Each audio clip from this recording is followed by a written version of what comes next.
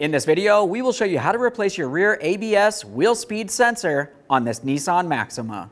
This will be located behind your rear wheel.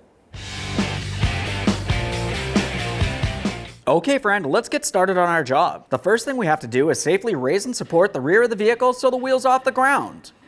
After completing that, we're going to remove all 5 of our 21mm lug nuts so we can get the wheel off of here.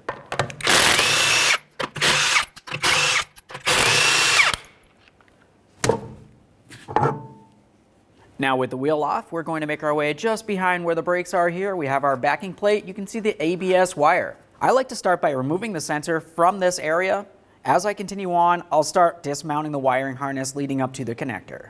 You'll find that you have a 10mm mounting bolt. Let's get this out of there.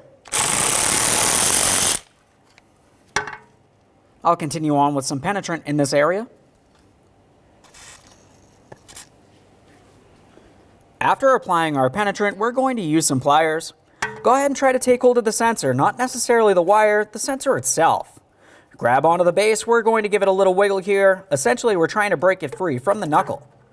Once you do feel as though you have decent movement, continue on wiggling and pulling it straight rearward to remove it. This is what it should look like.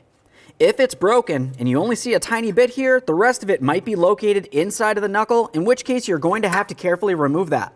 This looks fine, so let's continue on. We can see one of our mounting points right here along the back side of that knuckle. Let's go ahead and pull it right out of there. As we continue on, double check to make sure your mounting points are still in good usable condition. This looks fine, let's continue down the line. You can see that making its way underneath the knuckle now. As we move just along the front of the upper control arm, we can dislodge it from this area. Okay, that looks good. We'll continue following that wire. We can see another mounting point right out in the open here. After this, we're going to have to make our way under the vehicle. This one's a little rusted, but not rotted. Let's continue on. Now from underneath this area, just above the subframe, I'm making my way in between the subframe and our fuel tank. I can feel that ABS wire.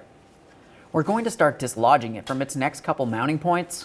It's a good idea to make a clear marking on the subframe. In the area that you're removing this, it can be semi-difficult to be able to see the small circular ports once you do remove it. I'm just going to use a crayon. You can use whatever you've got. Continuing on, we're just going to pull this out of the subframe. It should lift straight up and out. You can use a small prying device if necessary.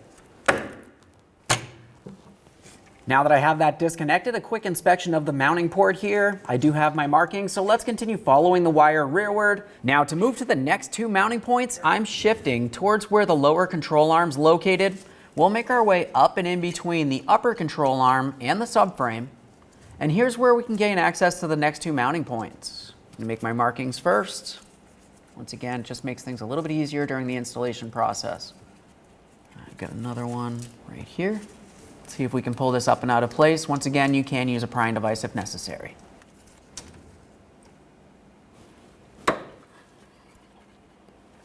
Now the next one's going to be located just up above the rearward arm of the upper control arm.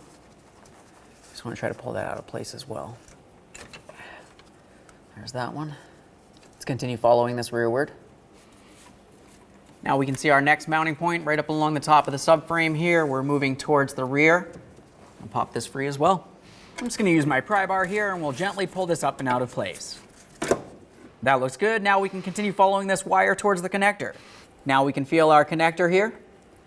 It's easiest to dislodge if we just go ahead and pop it free. I'm going to use my small screwdriver. Just tap this up and out of position. Now that I have that electrical connector separated from the subframe, we should be able to pull it down to an area that we can gain access.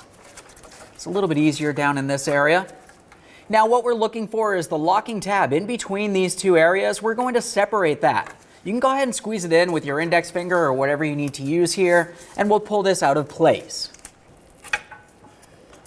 A quick inspection of both ends for corrosion. Obviously the one that's going to be attached to the vehicle still is the most important. That looks fine. Let's continue on to removing that sensor and wiring harness.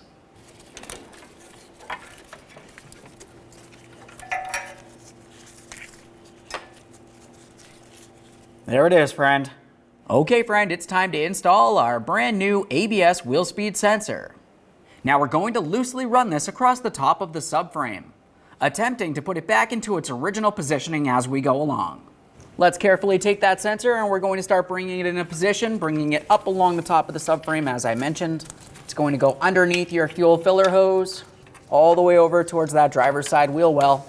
Okay, we're going to be very careful not to put a tug on this. We do not want to cause any damage. Let's start bringing this all the way down. Now that we've loosely ran that, let's continue on with our electrical connector. We're going to plug that in first, and then we'll get it up into its original position along the top of the subframe, carefully pressing it in. Just want to try to align those locking tabs. Press it in, listen for an audible click. A light tug confirming it's properly secured. You do not want to have a loose connection here, otherwise you're going to have an ABS light and a traction control light. This feels fine. Let's continue on with installing it into the subframe. Now, feeling up along the top of the subframe here, I can feel that there's two ports pretty much right next to each other. One's a circular port and it's too large for this, so we're going to go for the one that's closest towards the center of the vehicle. We're trying to get this aligned. We'll slide it into place. It's fairly difficult to see, obviously. Can use a mirror if necessary. That feels good. Let's continue following that wire to the next mounting point along the top of that subframe. Now on our ABS wire, we can feel where our mounting point is located on the wire itself. So we're just going to feel along the top of the subframe here. You should be able to find a small port for that to fit into.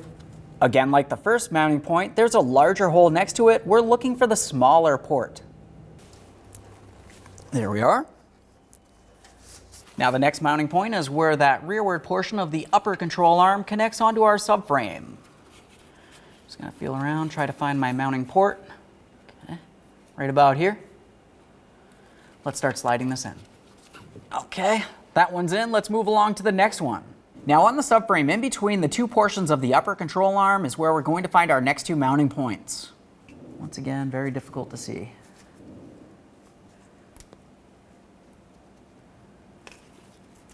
Now we have our next mounting point.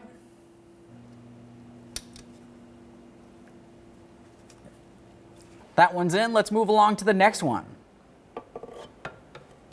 At this point, all the hard part's done. We're making our way to where this cable is going to slide into each of its brackets. We'll just go ahead and start sliding it down into the proper position. Give it a light tug once it does feel like it's down, confirming it's properly secured. As far as the cable itself, we want to make sure we bring it underneath our upper control arm all the way over towards the rear of the vehicle. Now I'm going to get it into this next bracket here. A quick wiggle. We're making our way along the back side of the knuckle now. We have the bracket on the upper portion. Slide that right in there.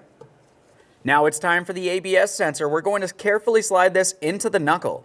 Once we have it in position, go ahead and start in the mounting bolts by hand. We'll snug it up, and I'm going to torque this mounting bolt to 60 inch-pounds. I've got my torque wrench, 60 inch-pounds.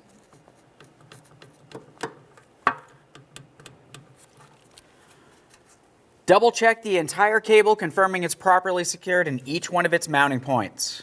One last quick inspection in this area, we can reinstall our wheel. Once we have the wheel up in place, we'll go ahead and start on all 5 of our 21mm lug nuts. We'll bottom them out, get the wheel safely on the ground. We're going to torque each of the lug nuts to 83 foot-pounds.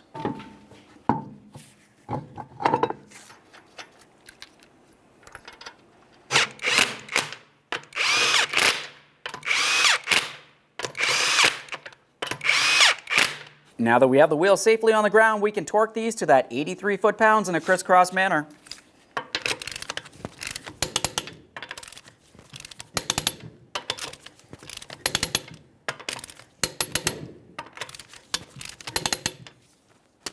Torqued. Okay, friend, we finished our installation. The next thing you need to do is make your way up into the passenger compartment. Start up the vehicle, let it run for a short while, take it for a road test, make sure you have no funny noises and no ABS light. Aside from that, thanks for watching. When only the best will do, demand TRQ.